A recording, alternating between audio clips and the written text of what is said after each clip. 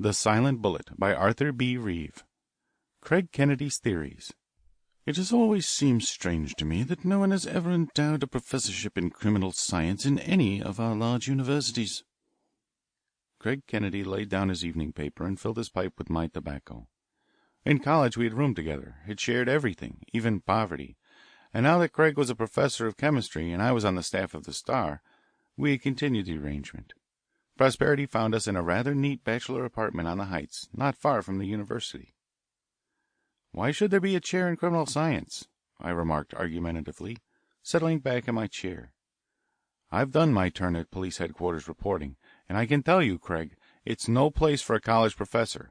Crime is just crime, and as for dealing with it, the good detective is born and bred to it. College professors for the sociology of the thing, yes. For the detection of it, give me a Burns." "On the contrary," replied Kennedy, his clean-cut features betraying an earnestness which I knew indicated that he was leading up to something important. "There's a distinct place for science in the detection of crime. On the continent they are far in advance of us in that respect. We are mere children beside a dozen crime specialists in Paris whom I could name." "Yes, but where does the college professor come in?" I asked rather doubtfully. "You must remember, Walter," he pursued, warming up to his subject, "that it is only within the last 10 years or so that we've had a really practical college professor who could do it. The silk stocking variety is out of date now. Today it is the college professor who is the third arbitrator in labour disputes, who reforms our currency, who heads our tariff commissions, and conserves our farms and forests. We have professors of everything. Why not professors of crime?" Still, as I shook my head dubiously, he hurried on to clinch his point. "Colleges have gone a long way from the old ideal of pure culture. They have got down to solving the hard facts of life, pretty nearly all except one. They still treat crime in the old way, study its statistics and pore over its causes and the theories of how it can be prevented. But as for running the criminal himself down, scientifically, relentlessly, bah! We haven't made an inch of progress since the hammer and tongs method of your Burns." "Doubtless you'll write a thesis on this most interesting subject," I suggested, and let it go at that. "No, I am serious," he replied, determined for some reason or other to make a convert of me. "I mean exactly what I say. I am going to apply science to the detection of crime, the same sort of methods by which you trace out the presence of a chemical or run an unknown germ to earth.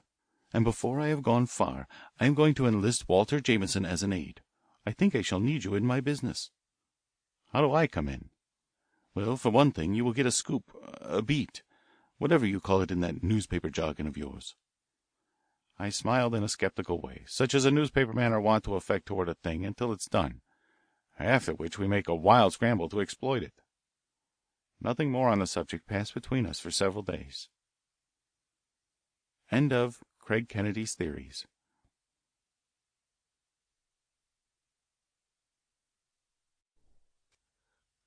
The Silent Bullet. "Detectives in fiction nearly always make a great mistake," said Kennedy one evening after our first conversation on crime and science. "They almost invariably antagonize the regular detective force. Now in real life that's impossible. It's fatal." "Yes," I agreed, looking up from reading an account of the failure of a large Wall Street brokerage house, Kerr Parker and Company, and the peculiar suicide of Kerr Parker. "Yes, it's impossible, just as it's impossible for the regular detectives to antagonize the newspapers. Scotland Yard found that out in the Crippen case." "My idea of the thing, Jameson," continued Kennedy, "is that the professor of criminal science ought to work with, not against, the regular detectives. They're all right. They're indispensable, of course. Half the secret of success nowadays is in organization. The professor of criminal science should be merely what the professor in a technical school often is, sort of a consulting engineer.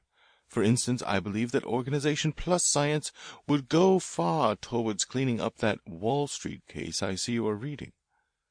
I expressed some doubt as to whether the regular police were enlightened enough to take that view of it. "Some of them are," he replied. "Yesterday the chief of police in a western city sent a man east to see me about the Price murder. Do you know the case?" Indeed, I did. A wealthy banker of the town had been murdered on the road to the golf club. No one knew why or by whom. Sample complete. Ready to continue?